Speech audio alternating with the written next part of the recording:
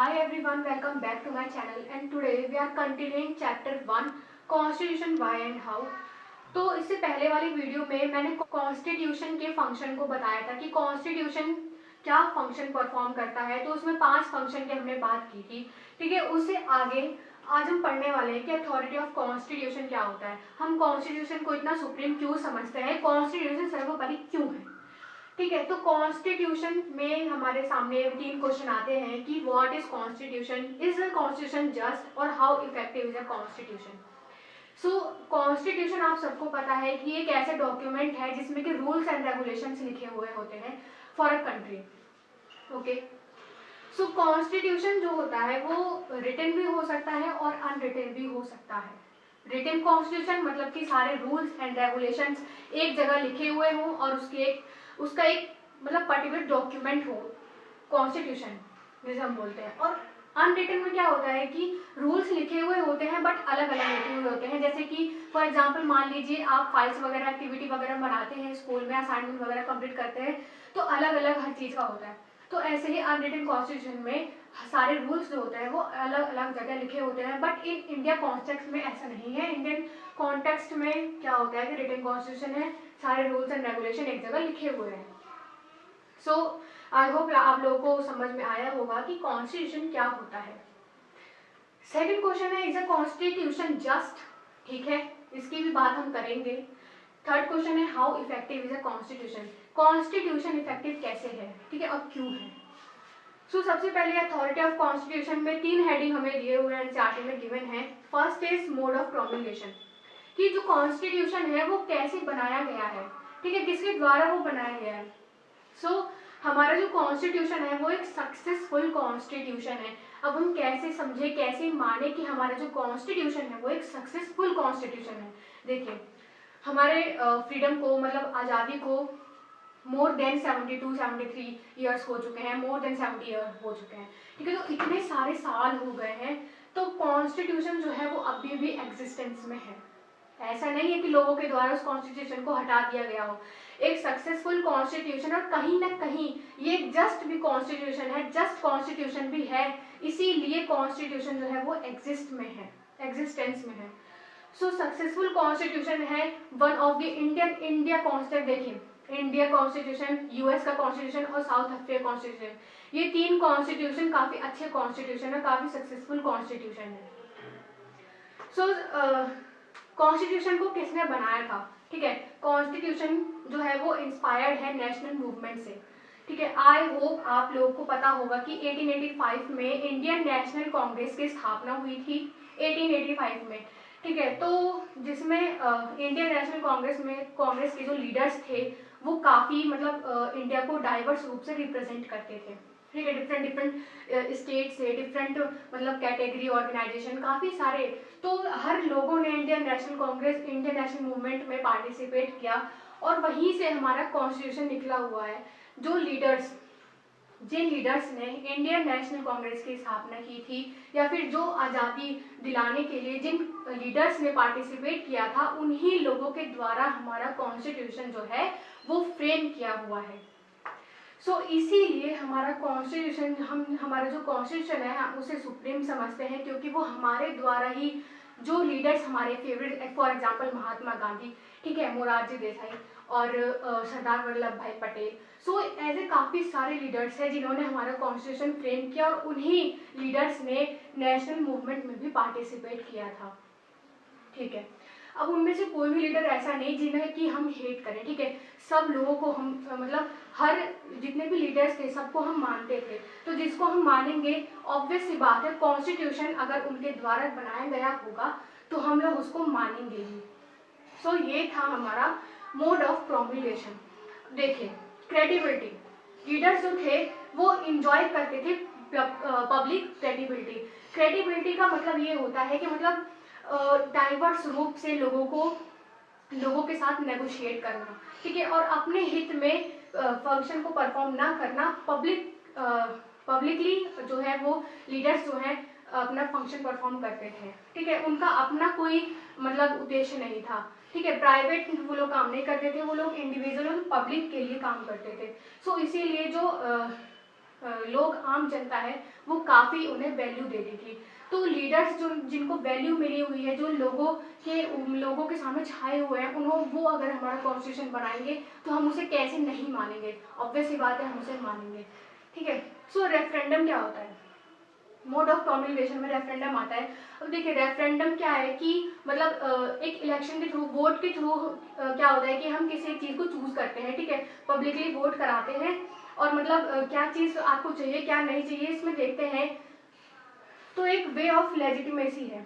ठीक है, to gain legitimacy, but in Indian context it was not required. क्यों?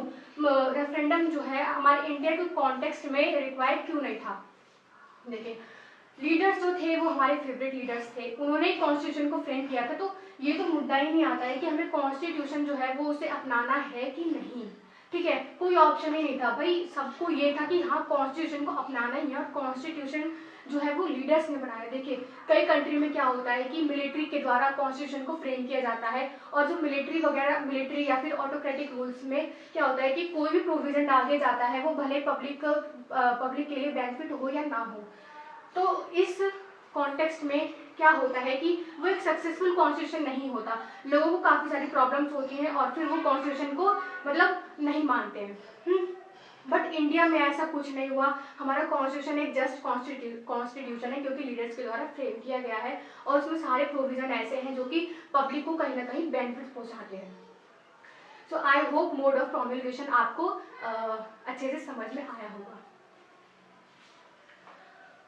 Next हम बात करते हैं सब्सटेंसिव प्रोविजन की। अब हमारे कॉन्स्टिट्यूशन में जो है कुछ सब्सटेंसिव प्रोविजन दिए हुए हैं। सब्सटेंटिव प्रोविजन मतलब ये होता है कि एक अच्छा प्रोविजन जो कि पब्लिक को मतलब देखिए सब्सटेंसिव प्रोविजन का एग्जांपल है इक्वलिटी, फ्रीडम और इंक्लूसिव। इक्वलिटी मतलब सभी लोगों को समान रूप से देखना, किसी में डिस्क्रिमिनेशन ना करना।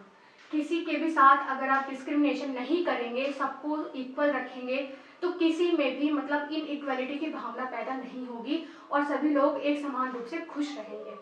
तो ये एक सब्सटेंटिव प्रोविजन है। फ्रीडम, सबको आज़ादी देना, किसी को बंद करके ना रखना, मतलब कोई भी रिस्ट्रिक्शन ना लगाना किसी भी पर्टिकुलर लोगों पे, किसी भी इंडिविजुअल पे। सो सब्सटेंटिव प्रोविजन में इक्वालिटी, फ्रीडम और इंक्लूसिवनेस में क्या होता है कि सभी लोगों को एक साथ, सब लोग एक साथ इसमें आते हैं। कोई भी सोसाइटी या फिर कोई भी वर्ग या फिर कोई भी ग्रुप ऑर्गेनाइजेशन ऐसा नहीं रह जाता जिसे कि हम छोड़ देते हैं। ठीक है, तो सब लोगों को साथ में लेके चलते हैं, इसका मतलब इंक्लूसिवनेस का मतलब यही होता है। सो थर्ड पॉइंट जो है balance institutional design. Authority of constitution का थर्ड पॉइंट है बैलेंस इंस्टीट्यूशनल डिजाइन। अब देखिए क्या होता है कि हमारे इसमें इंडिया में वो है executive, legislature and judiciary.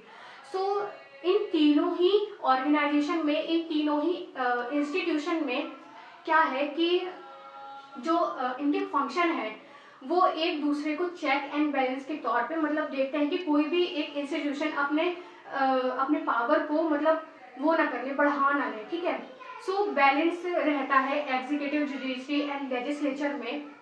Checks and balance के थ्रू इनमें जो पावर है वो कांस्टेंट रहती है। सो कोई भी इंस्टीट्यूशन भले वो जुडिशरी हो, एग्जीक्यूटिव हो या फिर लेजिस्लेचर की पावर हो, ये सब जो है एक दूसरे को चेक्स एंड बैलेंसेस, मतलब कि कोई भी मान लीजिए इंस्टीट्यूशन है वो अपनी पावर को इतना ज़्यादा बढ़ा नहीं सकता है कि मतलब कॉन्स्टिट्यूशन के ऊपर वो नहीं जा सकता। कॉन्स्टिट्यूशन के ऊपर ना जाने के लिए चेक्स एंड बैलेंस का प्रोविजन हमारे कॉन्स्टिट्यूशन में दिया हुआ है। सो कॉन्स्टिट्यूशन जो है वो फ्लेक्सिबिलिटी एंड रिजिडिटी, हमारा जो कॉन्स्टिट्यूशन है वो ना ज़्यादा रिजिड है ना ज़्यादा फ्लेक्सिबल है।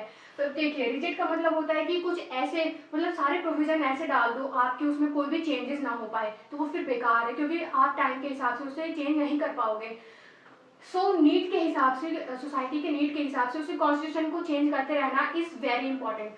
एंड फ्लेक्सिबिलिटी का मतलब ये है कि ऐसा कॉन्स्टिट्यूशन जिससे कि बार बार अमेंड किया जा सके।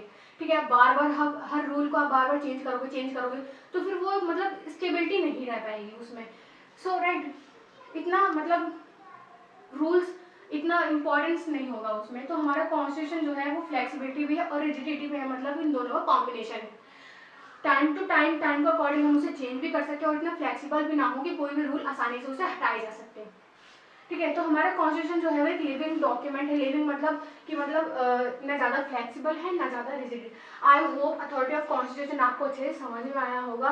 अथॉरिटी ऑफ कॉन्स्टिट्यूशन में 3 पॉइंट है: mode of promulgation, substantive provision like equality, freedom, inclusiveness and balance institution design, मतलब लेजिस्लेचर, एग्जीक्यूटिव एंड जुडिशरी। और अगर हम, ये हो गए हमारे हॉरिजॉन्टल, ठीक है। अगर हम वर्टिकल की बात करें तो सेंटर, स्टेट, ठीक है, और स्टेट में भी काफ़ी सारे मतलब लोकल्स वगैरह आ जाते हैं, पंचायत वगैरह, ठीक है। तो इसमें क्या है कि पावर जो है वो डेलीगेट।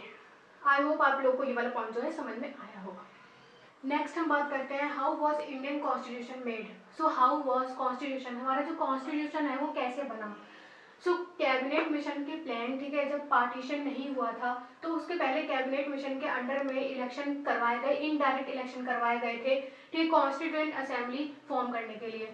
सो सबसे पहले प्रोविंशियल, आप लोगों को पता है प्रोविंसेस थी, जैसे मान लीजिए यूपी और बिहार। सेकंड है प्रिंसली स्टेट, जहाँ पे राजा लोग रूल करते थे और वहाँ पे ब्रिटिश का भी शासन चलता था। तो इन दो कैटेगरी में जो हमारा स्टेट है वो डिवाइड था, provinces and princely state. So ratio इस मिशन के अंदर क्या था, कैबिनेट मिशन के अंदर क्या था कि जो रेशियो थी पॉपुलेशन की वो 1:10 लाख, ठीक है। 10 लाख लोगों पे एक जो रिप्रेजेंटेटिव है वो रिप्रेजेंट करेगा कॉन्स्टिट्यूएंट असेंबली में। सो टोटल जो है 292 और प्रिंसली स्टेट से 93 टोटल करके आप लोग देख लीजिएगा, ठीक है। तो ये था, इसके तहत जो कॉन्स्टिट्यूएंट असेंबली में हमारे रिप्रेजेंटेटिव्स गए थे और वो डिफरेंट ग्रुप, डिफरेंट सोसाइटी से, डिफरेंट ऑर्गेनाइजेशन से वो सबको रिप्रेजेंटेशन मिला था, ठीक है। शेड्यूल कास्ट हो या फिर नेशनल मूवमेंट में काफ़ी लोगों ने पार्टिसिपेट किया था। सो ये जो प्रोपोर्शनल रिप्रेजेंटेशन है वो इसी को कहा जाता है, ठीक है, इनडायरेक्ट इलेक्शन जिसमें कि होता है। सो आफ्टर पार्टीशन 284, जब इंडिया पाकिस्तान का पार्टीशन हो गया तो 284 मेंबर बच गए थे इंडिया में। सो कॉन्स्टिट्यूशन अडॉप्ट हुआ था 26 नवंबर 1949 को और एनफोर्स में आया था 26 जनवरी 1950 को। डेट आपको याद रखनी है। Next, principle of deliberation, universal added friend. देखिए प्रिंसिपल ऑफ डेलिब्रेशन में ये कि मतलब कोई रूल है, कोई लॉ है, तो उसका मतलब देखना कि उसका सोसाइटी पे क्या इम्पैक्ट पड़ेगा, वो अच्छा है या नहीं है, एक जस्ट रूल है या फिर नहीं है। सो पूरे डेलिब्रेशन से कोई भी रूल या फिर कोई भी प्रोविजन कॉन्स्टिट्यूशन में डाला गया और काफ़ी टाइम लगा था। सो एक ही रूल ऐसा था जो कि है यूनिवर्सल एडेड फ्रेंचाइज, मतलब राइट टू वोट, ठीक है। कोई भी लोग वोट दे सकता है, चाहे वो किसी भी कास्ट का हो, किसी भी रेस का हो। फिर आता है प्रोसीजर। प्रोसीजर में 8 मेजर कमिटीज थी, ठीक है। 8 major committee chair by Jawaharlal Nehru, Rajendra Prasad, Sardar Vallabh Bhai Patel और बी आर अम्बेडकर। तो इस प्रोसीजर से 8 कमेटी फॉर्म हुई,